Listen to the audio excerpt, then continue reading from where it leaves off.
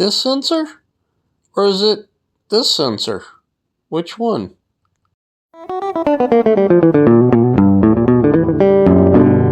Hey guys, today we've got a visitor. We have a 97 Grand Cherokee here. Now this one is here because the owner's having a couple of problems with sensors.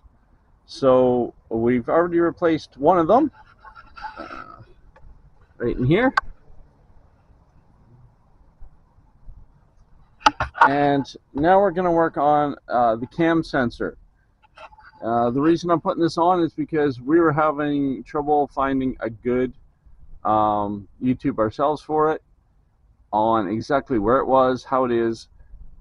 There are some good ones that tell us where it's located, but other than that, it's a little bit hard. So here we go. Being chapter this part. So what we're replacing is the cam sensor. Okay, this is it. A little cord, 2 bolts hold it on. So, sorry, it's a crankshaft sensor we're putting in, position sensor. So that's the one we're putting in. My apologies on that. As I said, I'm a backyard mechanic. Don't get all the words right all the time. Anyways, us YouTube mechanics are dangerous. Anyways, we're going to show you where it is, so that if you want to do it yourself, you can. Okay, so the sensor goes on the back of your motor, back in here. It is way down in here, and there is a way to access it this way, apparently. I have not found it yet myself, but I will show you. Now in this case we had to lift her Jeep a little because it's stock, it's not lifted. So unlike our toys that we can easily get under. Okay, so there's the light. It's still hard to see when I'm pointing at. Second here. Let's see how we can get this in here.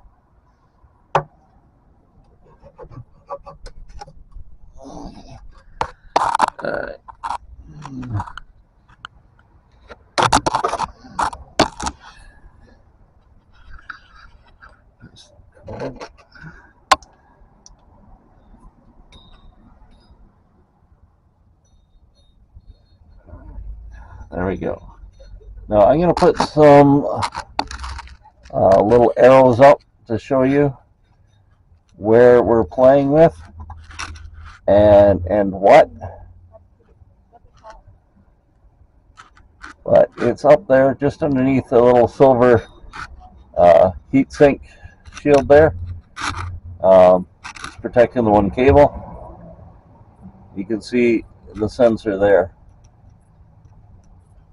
So it's got 2 bolts to it and sits inside. So we're going to reach up to that and we're going to see what we can do.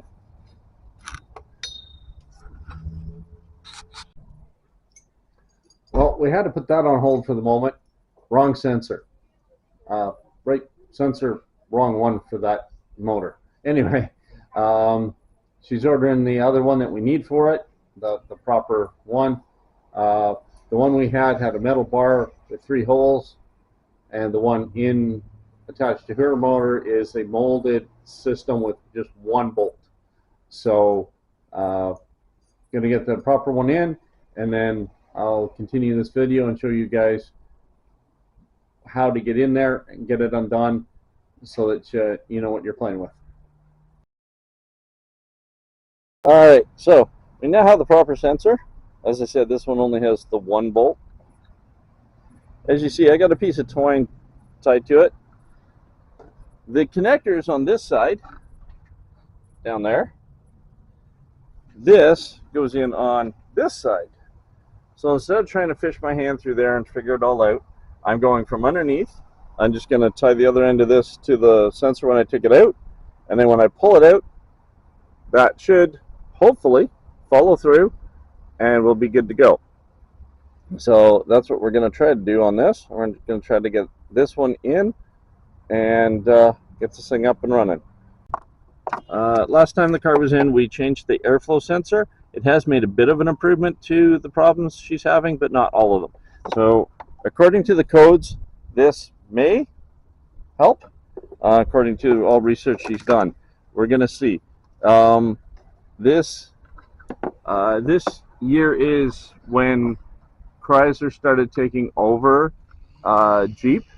So this has the Chrysler computer in it, and the codes don't always reflect properly. So that's some of the hunting issues when you're dealing with electronics in these, is that it gives you multiple codes, or something else will trigger the wrong code. So sometimes you got to really hunt and peck to find out what's actually wrong, and end up spending money that you didn't on the wrong thing and still have problems, because it's not actually showing you what's causing the problem that's causing the other problem. So just a little tidbit out there, so you know that this one's a 97, and a lot of even with the YJ, the Jeep YJ, same thing. They put it in the computer. Chrysler took it over, and there are those types of Chrysler issues in the Jeep. Okay, so to reach the nut way up there, way in there, you can see the device up there. I've got this with a bunch of extensions. Oh, sorry, this with a bunch of extensions on it, so I can try to reach up in there. I don't know if I'm going to be able to show you anything while I'm doing this, because it is kind of really awkward to get to, but I'll try.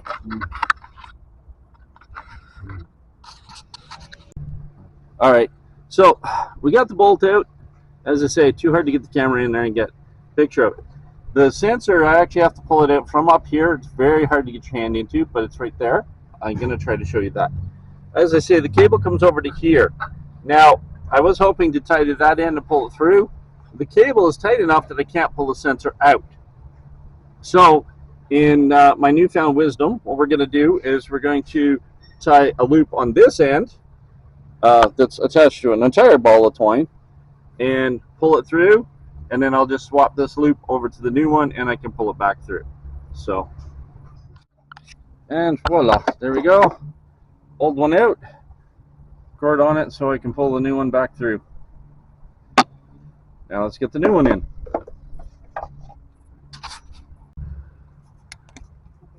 Okay, of course the battery died on us, but alright.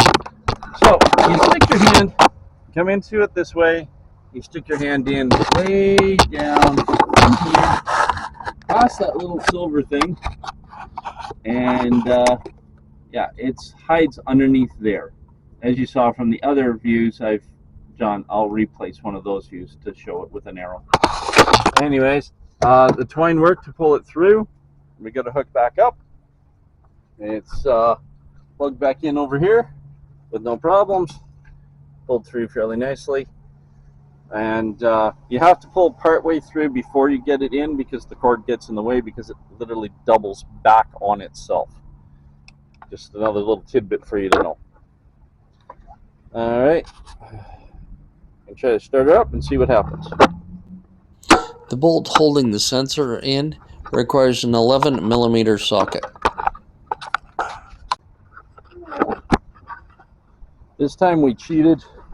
We used the ramp instead, jacking it up. As you see, the ramp's backwards.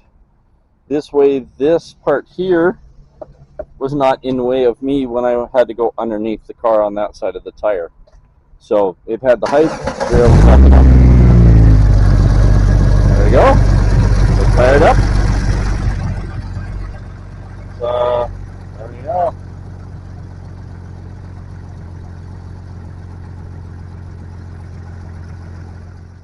Alright, well, she's off and running. It's running good at the moment. Now we got to wait until it heats up and see if she's still got the issue she was having, and go from there. We're just chasing codes, so hopefully that fixed it. We'll see. But stay tuned. I'll try to give you an update somewhere along the way and let you know how that goes. Alright. Again, that was a 97 Cherokee. The crankshaft sensor, and then the airflow sensor are the two that we replaced. So anyway, hope that helps, and I'll see you next video.